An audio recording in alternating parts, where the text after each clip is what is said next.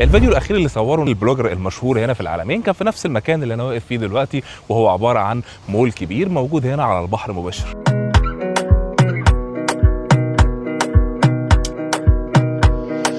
فالمكان اللي احنا موجودين فيه ده بيعتبر مول كامل لكن على البحر، لكن فعلا الجمال مش طبيعي.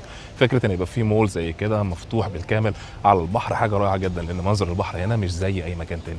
المول كمان زي ما حضراتكم شايفين هيكون فيه براندات مشهوره جدا، عندنا ستاربكس وعندك H&M وغيرها من البراندات او الكافيهات والمطاعم المختلفه. الابراج الشاطئيه اللي ورايا ديت هي اهم حاجه بتميز المدينه هنا. النهارده انت لو جيت تعمل اي مدينه وعملتها مجرد مجموعه مباني او عمارات عاديه ما كانتش هتفرق عن اي قريه موجوده من اول اسكندريه لحد ما توصل لمرسى مطروح، لكن كان لازم يكون في حاجه ايقونيه وهي ال 15 برج الشاطئي اللي ورايا دول. لاول 3 ادوار منهم هتكون تجاريه، وباقي الابراج من فوق شقق سكنيه فاخره جدا بتطل على افضل فيو بارتفاع مميز جدا زي اللي احنا شايفينه دوت.